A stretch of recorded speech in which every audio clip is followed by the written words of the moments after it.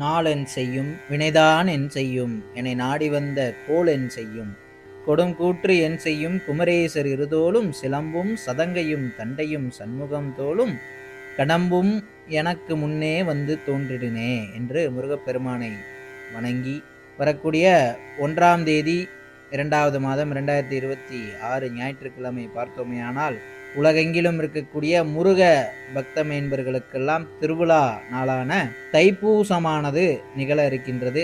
அதை பற்றி இந்த பதிவிலே நாம் காணவிருக்கிறோம். அனைவருக்கும் வணக்கம். சஷ்டியன் பக்கத்திற்கு அனைவரையும் வரவேற்கிறேன். முருகப்பெருமான் சிவபெருமானுடைய நெற்றிக்கண்ணிலே இருந்து 6 தீப்பொறிகளாக தோன்றி அதை அன்னை பராசக்தி பார்வதி தேவி அணைத்ததாலே 6 முகமும் ஒரு முகமாகி அன்னை நம்மளுடைய முருகப்பெருமானுக்கு ஞானவேல் வழங்கிய தினமாக இந்த தைப்பூசம் கொண்டாடப்படுகின்றது. இந்த தைப்பூசத்திலே பார்த்தோமையானால் முருகப்பெருமான் கைலாயத்திலே பழத்திற்காண்டி அம்மை பார்வதி தேவியிடமும் அப்பன் சிவபெருமானிடமும் அண்ணன் விநாயகப் பெருமானிடமும் கோபித்து கொண்டு வந்து அமர்ந்த மலைதான் பழனிமலை.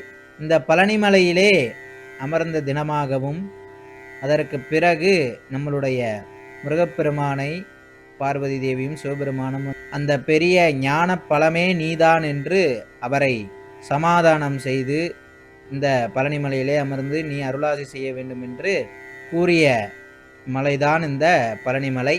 அப்படி இந்த பழனிமலையிலே முருகப்பெருமான் அமர்ந்து இன்றளவும் அந்த தைப்பூச நன்னாளிலே வரக்கூடிய பக்தர்களுக்கும் இருக்கக்கூடிய அடியார்களுக்கும் அருளாசி வழங்கி வருகிறார்.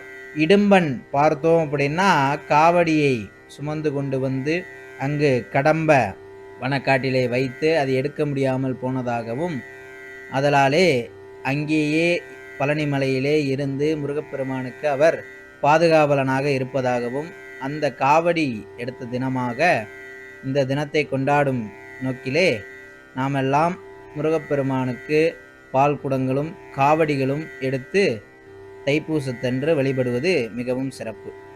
அது மட்டுமல்லாமல் உலகிலே இருக்கக்கூடிய பல்வேறு இடங்கள் பழனி மட்டுமல்லாது நம்மளுடைய முருகப்பெருமான் குன்றதோறும் முருகப்பெருமான் இருக்கக்கூடிய இடம் என்பது போல 6 படை வீடுகளிலும் சிறப்பு பூஜைகள்லாம் இந்த தைப்பூச தினத்திலே நடைபெறும்.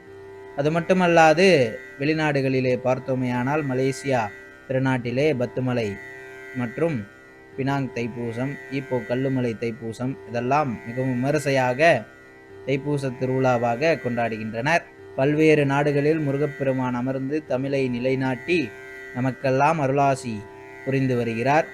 இந்த தைப்பூசத்தன்று விரதம் இருப்பவர்கள் பார்த்தோம் அப்படின்னா காலையிலே எழுந்து அன்றாட கடமைகளை முடித்துவிட்டு முருகப்பெருமான் படம் அல்லது வேல் வைத்து அதற்கு பூஜைகள் எல்லாம் செய்து தங்களுக்கு பிடித்தமான திருப்புகழ் பாடலையோ கந்தசஷ்டி பாடல்களையோ முருகப்பெருமானுக்கு சமர்ப்பித்து வேல்மாறல் போன்ற நூல்களை எல்லாம் படித்து தன்னுடைய பக்தி வெள்ளத்திலே முருகப்பெருமானை மிதக்க வைத்து அதன் பிறகு அருகிலே இருக்கக்கூடிய ஆலயத்திற்கு சென்று பால் குடங்களோ காவடிகளோ எடுத்து தங்களுடைய வழிபாடுகளை மேற்கொள்வது மிகவும் சிறப்பு.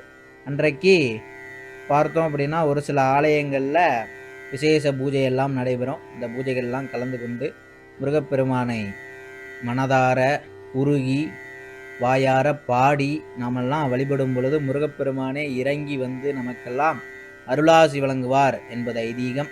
அதனாலே அனைத்து அன்பர்களும் இந்த தைப்பூச தினத்தன்று முருகப்பெருமானை மனதார நினைத்து வாயார பாடி நாமெல்லாம் வழிபடும் பொழுது அவருடைய பரிபூரண அருள் நமக்கெல்லாம் கிடைக்கப் பெறும் என்பதையும் தெரிவித்து கொண்டு இது போன்ற ஆன்மீக தகவல்களை தெரிந்து கொள்ள நமது ஸ்ரீ சஷ்டியன் யூடியூப் சேனலை ஃபாலோ செய்து சப்ஸ்கிரைப் செய்து கொள்ளுமாறு கேட்டுக்கொண்டு விடைபெறுகிறேன். நன்றி, வணக்கம்.